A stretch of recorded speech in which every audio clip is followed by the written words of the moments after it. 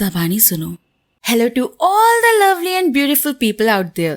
मैं हूँ आपकी अपनी शुगरबू। तो आज हम देखने जा रहे हैं माय एवरलास्टिंग ब्राइड का फर्स्ट एपिसोड। ड्रामे की स्टार्ट हैंडसम शर्टलेस लीड से होती है जिसका नाम है नीये। फिर हमें होंगजो सिटी का सीन दिखाया जाता है जहाँ पर रिपब्लिक ऑफ चाइना के 17 इयर्स कंप्लीट हो गए थे, जिसकी वजह से ग्रैंड मार्शल ने ऑर्डर दिया था कि नेक्स्ट ईयर वो अपनी पोजीशन अपने इकलौते बेटे को देंगे। ये खबर सुनते ही लोगों ने उनके बेटे के खिलाफ बोलना शुरू कर दिया था। लोगों की नजर में उनके बेटे की रेपुटेशन ज्यादा अच्छी नहीं थी। उनके हिसाब से अब होंगजो सिटी की बर्बादी तय थी। तभी हमें नीये को वापस दिखाया जाता है। उसका एक सोल्जर उसे बता रहा होता है वो लड़की अंदर है। नीये रूम में जाता है और तभी हमें ड्रामे की मेन लीड दिखाई जाती है जिसके हाथ मुंह बंधे हुए थे। नीये जैसे ही उसे देखता है वो कुछ पल उसे देखता ही रह जाता है। फिर वो उस लड़की के हाथ में पास देख के उससे वो पास ले लेता है और उसका मुंह खोल के कहता है, कौन हो तुम?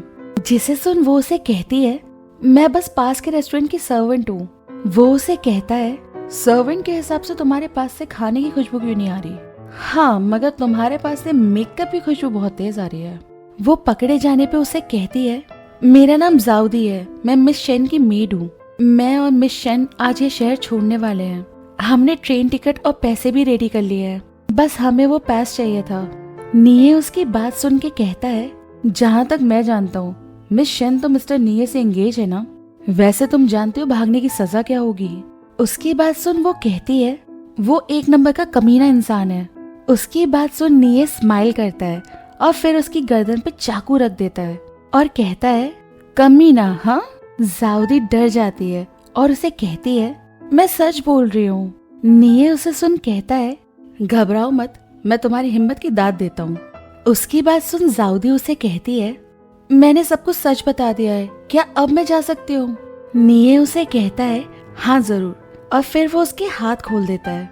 जाउदी वहाँ से जाते हुए नीये की तरफ वापस मुड़ती है और उसकी पीठ देख के वो अपनी उंगलियां गन की तरह उस पर रख देती है और उसकी गन निकाल के उसकी गर्दन पे रख देती है। उसकी ये हरकत देख नीये उसे कहता है, लगता नहीं है तुम उतनी भी सीधी सादी हो। जाउदी उसे कहती है, मुझे वो पास दे दो। नीये अपने दोनों हाथ हवा में उठा लेता है और उसके एक हाथ में पास होता है। वो जल्दी से पास लेके नीये को लेके रूम से बाहर निकल जाती है जहाँ उसके सारे सोल्जर्स खड़े थे और वो उन सबको कहती है, जहाँ हो वहीं रहना। नीये उसे कहता है, तुमने मेरे पूरे 5 मिनट वेस्ट कर दिए हैं, मैं किसी दिन इसका बदला लेके रहूंगा।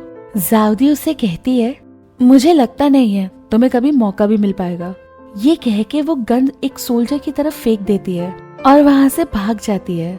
सोल्जर उसे पकड़ने के लिए भागता है मगर नीये उसे रोक लेता है। सोल्जर उसे कहता है, हम लकी हैं कि गन नकली थी तो कुछ बुरा नहीं हुआ, आपको अब असली गन ले लेनी चाहिए। नीये कुछ नहीं कह के वहाँ से चला जाता है। वहीं हमें जाउदी को दिखाते हैं। वो मिस शेन के रूम में भागती हुई जाके कहती है, मिस शेन मैं आ गई हूँ। और तभी उसकी नजर बिखरे हुए कमरे पे पड़ती है और उसे एक कर्टेन दिखता है जिसपे खून से लिखा होता है, जाउदी तुम्हें जब तक ये मिलेगा मैं खुद को मार चुकी होंगी। कुछ सोल्जर्स ने मेरा रेप किया है। अपनी शर्म खत्म करने के लिए मेरे पास मरने के अलावा कोई और रास्ता नहीं बचा। जाउदी ये सब कुछ पढ़ के बहुत ज्यादा रोने लग जाती है और कहती है, ये सब मेरी गलती है, मुझे जल्दी आना चाहिए था। सीन चेंज होता है और जाउदी मिस्टर शेन को कह रही होती है, मिस शेन यहाँ से जा चुकी हैं और वो अपने पीछे टिकट का एक टुकड़ा छोड़ गई हैं। मिस शेन के डैड कहते हैं, ये सब कुछ मेरी वजह से हुआ है, वो शादी से बिल्कुल पहले भाग गई है। अगर ये खबर मिस्टर नई की फैमिली को मिल गई तो उनकी इज्जत मिट्टी में मिल जाएगी और वो हमें बर्बाद कर देंगे। कह के वो वहाँ से चले जाते हैं और जाउदी मिस शेन के साथ बिताए हुए अपने पल सोचने लगती है। मिस शेन ने बचपन में उससे कहा था, मेरा घर अब तुम्हारा भी है, हम हमेशा एक साथ रहेंगे। और उसे ये भी याद आता है शादी तय होने पे मिस शेन ने उसे कहा था, मैं उस कमीने से शादी करना नहीं चाहती हूँ, जाउदी तुम मेरी हेल्प करोगी ना?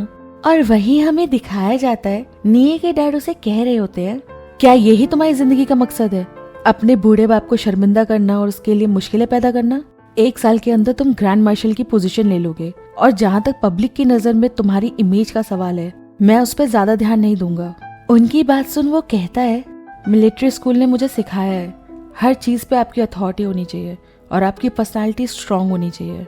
उसके डैड उसकी बात सुन के कहते हैं, इतने साल गुजर चुके हैं, तुम अभी भी मुझे माफ करना नहीं चाहते। निये उन्हें कहता है, फिक्र मत कीजिए, मुझे फर्क नहीं पड़ता है। उसकी बात सुन उसके डैड उसे कहते हैं, कल तुम्हें शादी के लिए हाँ ही कहनी है, मुझे फर्क नहीं पड़ता तुम्हें वो पसंद आए या ना आए। वो अपने डैड को कहता है, और उसे अगर मैं पसंद नहीं आया तो? उसके डैड गुस्सा करते हुए कहते हैं, ये होंगजू है, किसकी हिम्मत है हमें मना करने की। वहीं अगले दिन हमें जाउदी को दिखाया जाता है। वो तैयार होते हुए सोच रही थी, मैं एक मामूली मेड हूँ, मेरे पास खोने और डरने के लिए कुछ नहीं है। मिस शैन, मैं आपका सीक्रेट किसी को पता नहीं चलने दूंगी और निये फैमिली में जाके आपके मुजरिम को किसी भी तरह मैं पकड़ के रहूंगी। वहीं हम देखते हैं निये मिस्टर शेन से मिलता है और मिस्टर शेन कहते हैं, शिंगशा बेटी बाहर आओ। और तभी जाउदी मिस शैन बन के बाहर आ जाती है। मिस्टर शेन अपनी बर्बाद होने की डर से झूठ बोल रहे होते हैं कि जाउदी उनकी बेटी है। मिस शेन के डैड जाउदी से कहते हैं, इनसे मिलो, ये यंग मार्शल निये हैं। जैसे ही जाउदी की नजर उस पर पड़ती है वो शॉक हो जाती है। जाउदी को देख के निये उसके करीब आके उसे देखता रह जाता है। फिर कुछ रुक के वो कहता है, मेरी और मिस शेन की शादी की तैयारी हम बहुत शानदार तरीके से करेंगे। और वो जाउदी को देख के कहता है, आपके बारे में जो भी सुना था वो बहुत कम था। और यही हमारा पहला एपिसोड खत्म हो जाता है। गाइस, अगर आपको एक्सप्लेनेशन अच्छा लग रहा है तो प्लीज सब्सक्राइब करके मेरी मेहनत को रिवॉर्ड करें।